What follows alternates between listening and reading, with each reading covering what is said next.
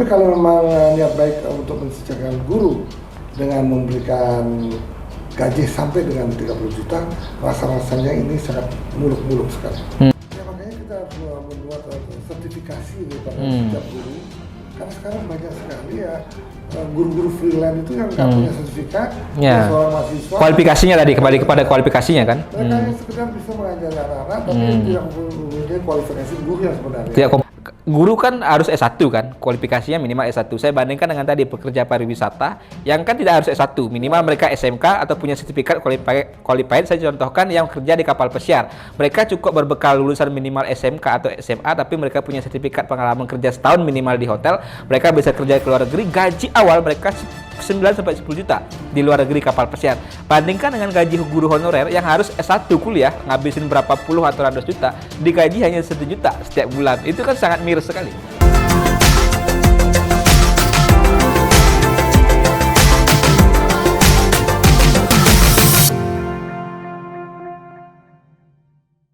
Kembali lagi di channel YouTube Mr. Puisi Live di bawah naungan MGP Media. Hari ini kita akan ngobrol-ngobrol dengan Mr. Puisi soal janji ya Pak Ganjar yang menjanjikan atau menginginkan gaji guru bisa sampai 30 juta. Selamat sore Mr. Puisi, apa kabar? Selamat sore. Soal janji. Ya. Itu sangat berbahaya sebetulnya. Ya, semakin banyak janji jelang pendaftaran capres ini. Tapi kalau janjinya itu sangat rasional, yang betul-betul mampu akan dilaksanakan oleh negara, maka janji itu akan menjadi kenyataan. Tapi kalau janji itu muluk-muluk tanpa ada dasar kalkulasi perhitungan dari mana sumber dananya, hanya sekedar janji untuk menarik keuntungan, untuk sekedar untuk menjadi capres ataupun cawapres, kemudian janji itu tidak dirangkum dalam sebuah program kerja untuk presiden 2024 yang akan datang, hanya sekedar janji, tidak ada analisa ekonomisnya, maka janji ini akan menjadi bumerang bagi presiden yang akan menjanjikan sesuatu yang sangat muluk-muluk yang tidak mungkin bisa terjadi. Tetapi kalau janji itu sangat baik untuk kepentingan masyarakat, untuk kepentingan pendidikan, untuk mensejahterakan guru, dan tahu persis dari mana sumber dananya, janji ini juga bisa akan menguntungkan capres. Oke, itu catatan dulu di awal, tapi sebelum kita lanjut Mr. Puisi lebih detail, saya ingatkan untuk jangan lupa subscribe channel YouTube Mr. Puisi Live di bawah naungan MGP Media. Jangan lupa juga like, komen, dan share konten-konten di channel YouTube ini. Kembali soal janji, ya ini topik kita hari ini Mr. Puisi, judulnya benarkah Ganjar janjikan gaji guru 30 juta? Rasional atau cuma janji manis? Nah ini menarik, Pak Ganjar beberapa hari lalu dalam sebuah tayangan di channel YouTube mengatakan menginginkan gaji guru rentangnya minimal 10 juta sampai 30 juta. Nah ini sedikit flashback, bagaimana Mr. Puisi melihat sebenarnya kondisi pendidikan kita, kondisi guru kita, kesejahteraan guru kita yang mungkin menjadi masalah klasik ya dalam dunia pendidikan. Soal gaji yang di bawah UMR khususnya bagi guru-guru honorer, ada yang digaji 1 juta 500 ribu, belum lagi walaupun guru yang sudah PNS atau ASN juga kesejahteraannya masih dipertanyakan gitu. Nah sebetulnya janji Pak Ganjar itu untuk mensejahterakan guru ini sangat baik. Ya esensinya sebenarnya niatnya mulia gitu ya. Esensinya sangat mulia. Kemudian memang yang sangat dibutuhkan saat ini adalah guru-guru seluruh Indonesia harus mendapat kesejahteraan yang layak.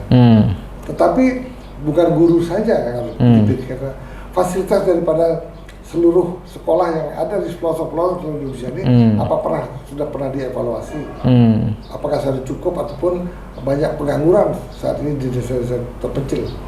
Nah, tapi kalau memang niat baik untuk mensejahterakan guru dengan memberikan gaji sampai dengan 30 juta, rasa-rasanya ini sangat muluk-muluk sekali.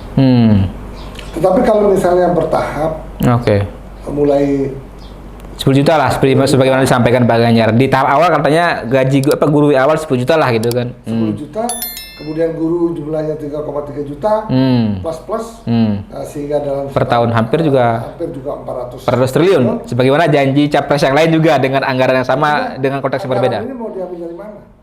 Kalau diambil dari anggaran pendidikan, saya tidak mungkin. Tapi apabila misalnya anggaran ini nanti diambil dari proses hilirisasi, nikel, bauxit dan lain-lain, misalnya pengenaan pajak yang lebih tinggi untuk ekspor ataupun pengenaan pajak terutama untuk ekspor barang-barang mewah, impor barang-barang mewah misalnya. Ya mungkin bisa dialokasikan ini.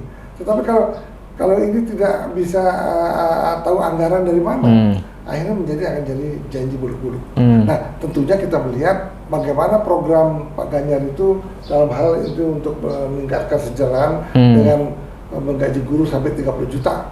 Nah, pemaparan harus jelas. Nah, kalau nanti dalam debat politik di situ bisa dipaparkan dengan jelas, pasti akan program ini bukan program yang populis, populer yang masuk akal.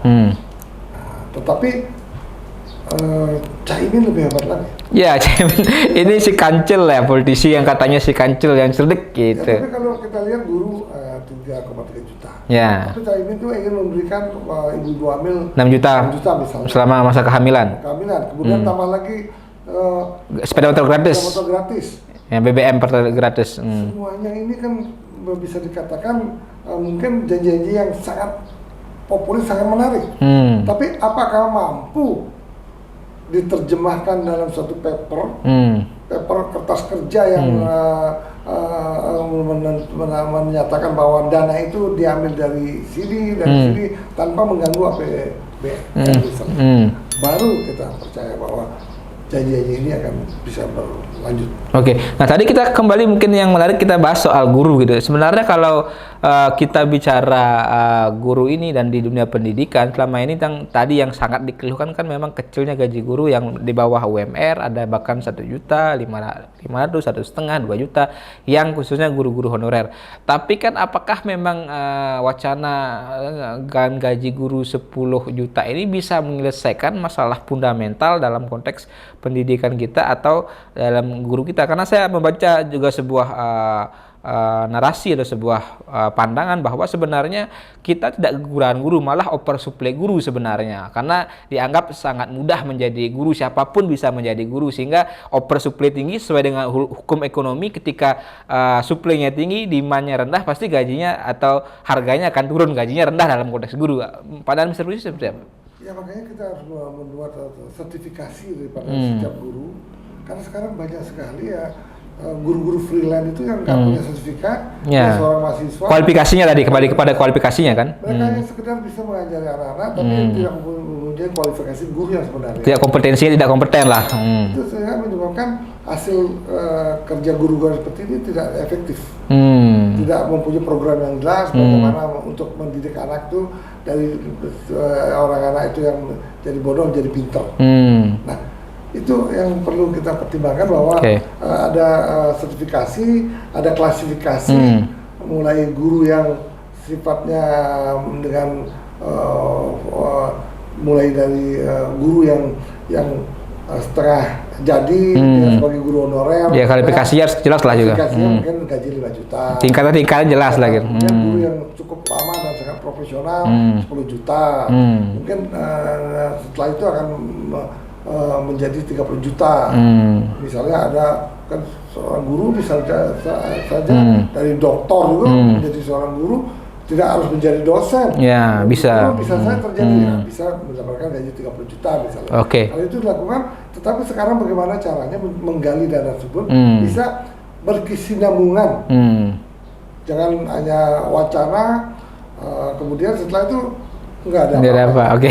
Jadi sebenarnya saya sepakat kembali kepada sebenarnya bukan persoalan hanya janji berapa besar gaji guru 10 sampai 30 juta, tapi kan tadi persoalan yang fundamental mendasar adalah kualitas guru. Kan harus dipertanyakan kualitas guru kita atau kompetisi guru kita qualified nggak, kan begitu pertanyaannya. Apalagi kalau kita bicara misalnya guru-guru yang mengajarnya atau demand-nya di swasta, tentu sekolah swasta kan punya kualifikasi, mungkin ya sekolah swasta yang bonafide ya, mungkin kualifikasinya mereka membutuhkan guru yang lebih tinggi kualifikasinya. Seperti apa menurut Mr. Puisi? itulah harus betul-betul diprogramkan secara jelas, dibuat secara proposal yang jelas, sehingga bagaimana mensejahterakan guru ini betul-betul yang real. Termasuk dalam konteks peningkatan mutu mereka, kualitas diri mereka, yang berujung pada pendidikan dan kualitas pendidikan kan begitu. Ya paling tidak seorang guru ini di desa itu sama dengan gaji seorang yang bekerja di hotel, misalnya. Di hotel itu kan gaji orang minimal, yang hotel yang udah jalan minimal gaji dan servis itu minimal 5 juta. Kemudian untuk hotel yang besar bisa gaji 10 juta. Nah itu sudah lumayan kesejahteraan para karyawan di hotel itu cukup baik ya. Kalau kita bandingkan dengan gaji guru hanya bisa 100 juta. Jauh. Ya, saya menarik Mr. Busi. Ini saya sempat diskusi ya dengan beberapa teman itu di salah satu WA group gitu. Ketika mereka menge-share gaji guru honorer di bawah 1 juta, bahkan ada yang mempermainkan dan sebagainya. Saya bilang begini, guru kan harus S1 kan, kualifikasinya minimal S1. Saya bandingkan dengan tadi pekerja pariwisata yang kan tidak harus S1, minimal mereka SMK atau punya sertifikat qualified. Saya contohkan yang kerja di kapal pesiar. Mereka cukup berbekal lulusan minimal SMK atau SMA, tapi mereka punya sertifikat pengalaman kerja setahun minimal di hotel.